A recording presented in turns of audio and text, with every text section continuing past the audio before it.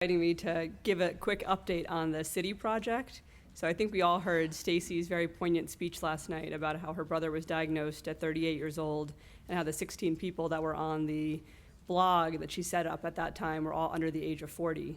And so we know we all take care of patients, and for the patients in the room, I'm sure you know people who are young who have cholangiocarcinoma.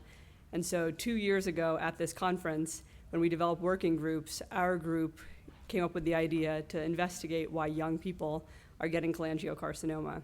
And so my announcement is just that we're meeting at 12 o'clock to talk about how other institutions who are here who want to get involved with the project and contribute your patient resources to how many patients under the age of 40 or under the age of 50 have cholangiocarcinoma, what is their mutational genotyping data looking like, and what is their presentation looking like to see if we can figure out why young patients are getting cholangiocarcinoma. I just wanted to provide a quick update as to why we care about this and how you can get involved. So in terms of adolescent young adults, we're seeing from the C.I.T.Y database from 1990 to 2003 that in this population, certainly cancer is going up. This is in terms of clinical trials. About 90% of patients under the age of 15 are treated at centers where they have access to clinical trials, and you can see about 50% of patients are enrolled in trials. As you know, in adults, about 20% of patients are eligible for clinical trials, but only 2 to 5% of patients actually go on to clinical trials. Any guess in the adolescent young adult population between the ages of 20 and 45, what percentage of patients are going on to clinical trials? Not quite zero, but pretty close. Oh, I apologize. I'm sorry to hear that. Yeah, so as you can see, about 2 to 5% of people between the age of 20 and 45 are going on to clinical trials, so it's certainly not enough access.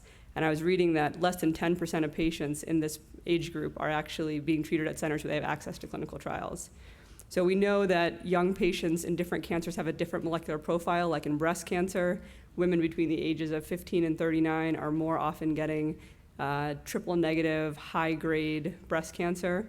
And being young is an independent risk factor aside from tumor grade and stage. And in lung cancer, we know ALK-positive patients are often young. And different treatment approaches. We know that patients with ALL, Wilms tumor, and rhabdomyosarcoma, when they're treated on pediatric regimens, even if they're between the ages of 18 and 40, they do better on pediatric regimens. Now, this is a paper out of Dr. Javle and Dr. Rachna's institution out of MD Anderson, their phase 1 group.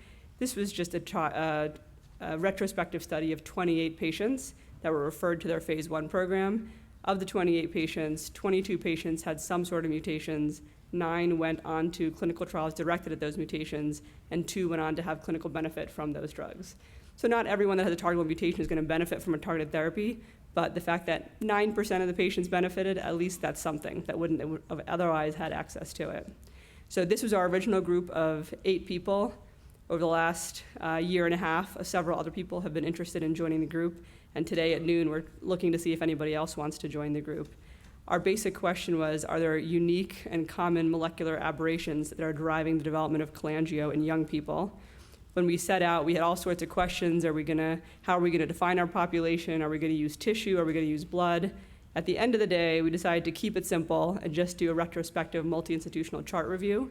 And our question is very simple. Are there clinical path features of young versus older patients with cholangiocarcinoma? This is the MGH data very briefly. We have so far collected data on 250 patients with intrahepatic cholangio. And as you can see, if we look at only in our database, only 1% of our patients are under the age of 40. So this just speaks to how important collaboration is, because we can learn more with the strength in numbers. If we look under the age of 50, 20% of our patients are under the age of 50. This is a little bit about the demographics. There's nothing significant that shook out here. I thought it was going to be more females, because I tend to see, I feel like, young females with cholangio, but actually in our cohort there was no difference in gender.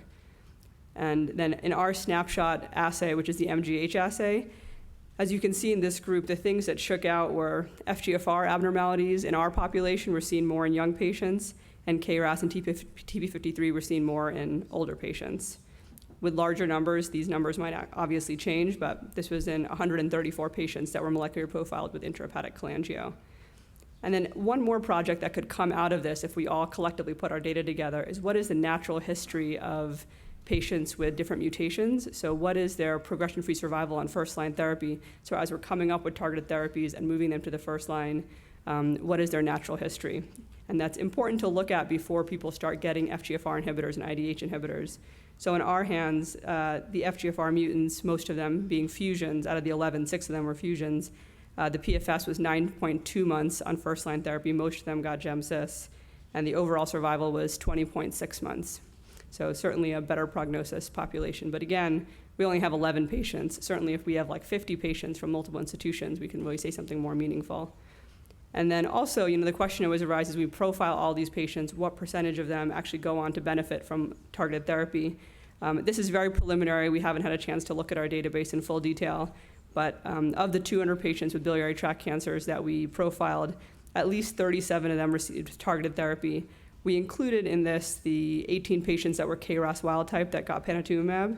And of these 37 patients, at least 21 patients had disease control for at least 2 months. So hopefully having some degree of benefit. So finally, one of the things, this is my last slide, one of the things that Stacy and I and other people with the foundation have been trying to do is, if we can show that unfortunately cholangiocarcinoma does hit young patients, we've been talking to Foundation Medicine and other sequencing companies to see if they'll actually give us sequencing for free. So if we can show through multiple institutions that there are a lot of patients, unfortunately, who are under the age of 40 or 50 who are getting cholangio, and that we are finding mutations in them, and especially if there's any specific mutation like FGFR that we're seeing more frequently, they might be more willing to give us sequencing for free. So if you're interested, please do join us at 12 o'clock. We have an MGH collection instrument. It's just an Excel sheet that we've been using. We're trying to get a database together that we can all enter into, but in the next couple of months, if we just want to use that Excel sheet, we can all share data. We just need IRB approval, of course, and the goal is to share data before ASCO. Very ambitious, but we can try. Thank you very much. Thanks very much. Enjoy lunch. See you at 1.